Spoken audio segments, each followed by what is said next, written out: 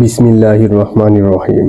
সূরা আল Fattah, আয়াত সংখ্যা 29টি, সূরা সংখ্যা 48, পারা 26।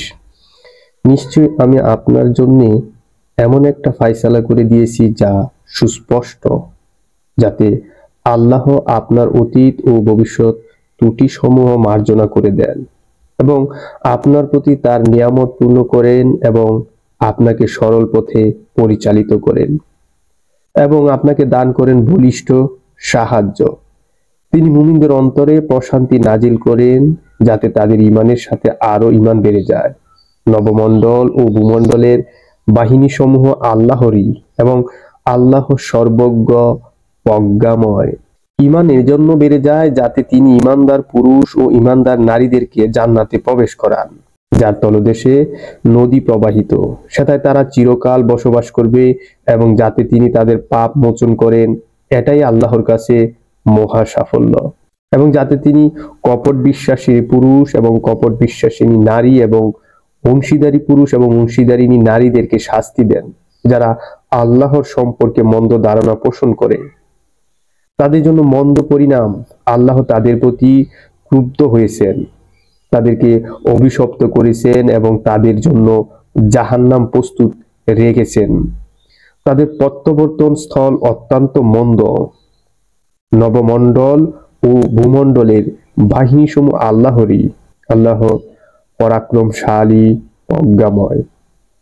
আমি আপনাকে প্রেরণ করেছি অবস্থা ব্যক্তকারিণী রূপে, সুসংবাদদাতা ও ভয় প্রদর্শনকারী রূপে, যাতে তোমরা আল্লাহ ও রাসূলের প্রতি বিশ্বাস স্থাপন করো এবং তাকে সাহায্য ও সম্মান করো এবং সকাল সন্ধ্যা আল্লাহর পবিত্রতা ঘোষণা করো।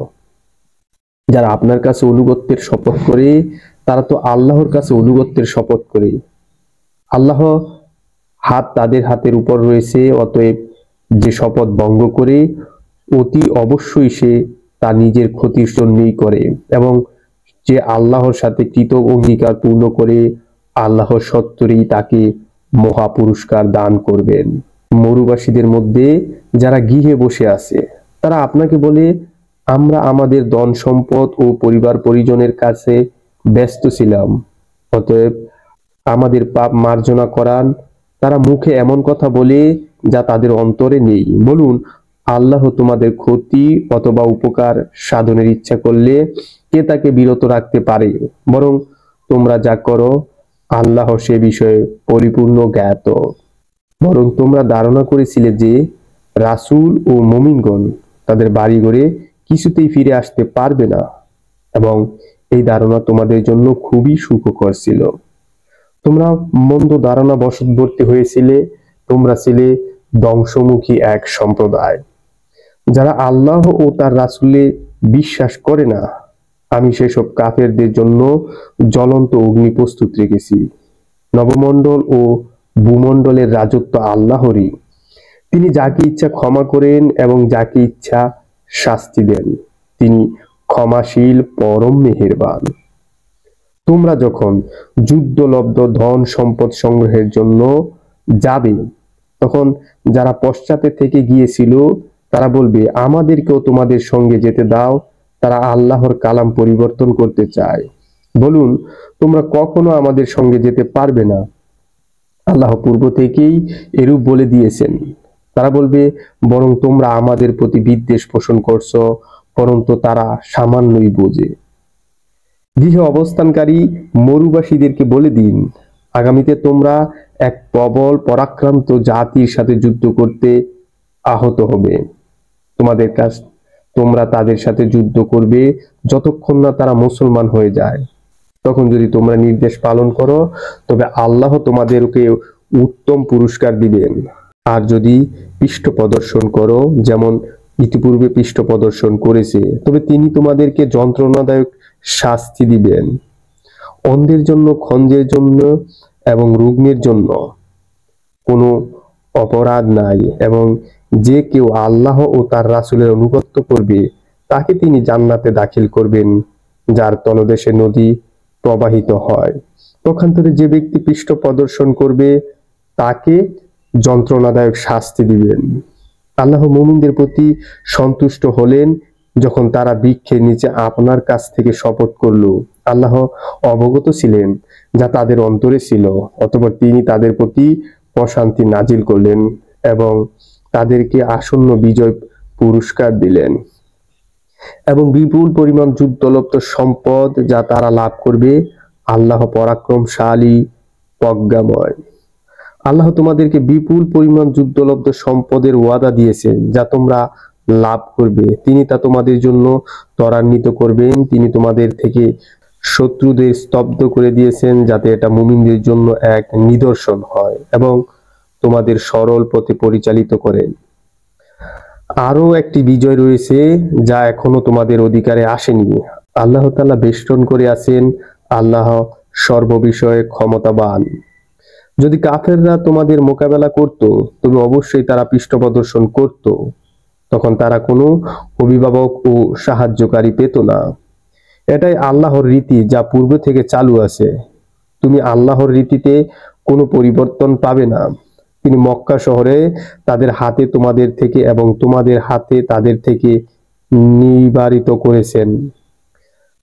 তাদের উপর তোমাদের বিজয়ী করার পর তোমরা যা কিছু করো আল্লাহ তা দেখেন। তারাই তো কুফরি করেছে এবং বাধা দিয়েছে তোমাদেরকে মসজিদে হারাম থেকে এবং অবস্থানরত কোরবানির জন্তুদেরকে যথাস্থানে পৌঁছতে। যদি মক্কার কিছু সংখ্যক ঈমানদার পুরুষ ও ঈমানদার নারী না থাকতো যাদেরকে তোমরা জানতে না, অর্থাৎ তাদের পিষ্ট হয়ে যাওয়ার সংখ্যা না থাকতো, অতঃপর তাদের কারণে তোমরা অজ্ঞতাসারে ক্ষতিগ্রস্ত হতে, তবে সবকিছু চুকিয়ে দেওয়া হতো। কিন্তু এ কারণে চুকানো হয়নি যাতে আল্লাহ তাআলা যাকে ইচ্ছা স্বীয় রহমতে দাখিল করে নেন। যদি তোমরা সরে যেতে তবে আমি অবশ্যই তাদের মধ্যে যারা কাফের তাদেরকে যন্ত্রণাদায়ক শাস্তি দিতাম, কেননা কাফেররা তাদের অন্তরে মূর্খ যুগের জেদ পোষণ করত। অতঃপর আল্লাহ তার রাসূল ও মুমিনদের উপর স্বীয় শাস্তি নাজিল করলেন। অতঃপর আল্লাহ তার রাসূল ও মুমিনদের উপর স্বীয় প্রশান্তি নাজিল করলেন এবং তাদের জন্য সংযমের দায়িত্ব অপরিহার্য করে দিলেন। বস্তুত তারাই ছিল অধিকতর যোগ্য ও উপযুক্ত। আল্লাহ সর্ববিষয়ে সম্যক জ্ঞাত। আল্লাহ তার রাসূলকে সত্য স্বপ্ন দেখিয়েছেন। আল্লাহ চাহেন তো তোমরা অবশ্যই মসজিদে হারামে প্রবেশ করবে নিরাপদে, মস্তক মুন্ডিত অবস্থায় এবং কেশ কর্তিত অবস্থায়। তোমরা কাউকে ভয় করবে না, অতঃপর তিনি জানেন যা তোমরা জানো না। এছাড়াও তিনি দিয়েছেন তোমাদেরকে একটি আসন্ন বিজয়। তিনি তার রাসূলকে হেদায়েত ও সত্য ধর্ম সহ প্রেরণ করেছেন যাতে একে অন্যে সমস্ত ধর্মের উপর জয়যুক্ত করেন। সত্য প্রতিষ্ঠারূপে আল্লাহ যথেষ্ট। মুহাম্মদ আল্লাহর রাসূল এবং তার সহচরগণ কাফেরদের প্রতি কঠোর, নিজের মধ্যে পরস্পর সহানুভূতিশীল। আল্লাহর অনুগ্রহ ও সন্তুষ্টি কামনায় আপনি তাদেরকে রুকু ও সেজদারত দেখবেন। তাদের মুখমণ্ডল রয়েছে সেজদার চিহ্ন। তাওরাতে তাদের অবস্থান এরূপ এবং ইঞ্জিলে তাদের অবস্থা যেমন একটি চারাগাছ যা থেকে নির্গত হয় কিশলয়, অতঃপর তা শক্ত ও মজবুত হয় এবং কাণ্ডের উপর দাঁড়ায় ধীরভাবে। চাষিকে আনন্দে অভিভূত করে যাতে আল্লাহ তাদের দ্বারা কাফেরদেরকে অন্তর্জালা সৃষ্টি করেন। তাদের মধ্যে যারা বিশ্বাস স্থাপন করে এবং সৎকর্ম করে আল্লাহ তাদের ক্ষমা ও মহা পুরস্কারের ওয়াদা দিয়েছেন।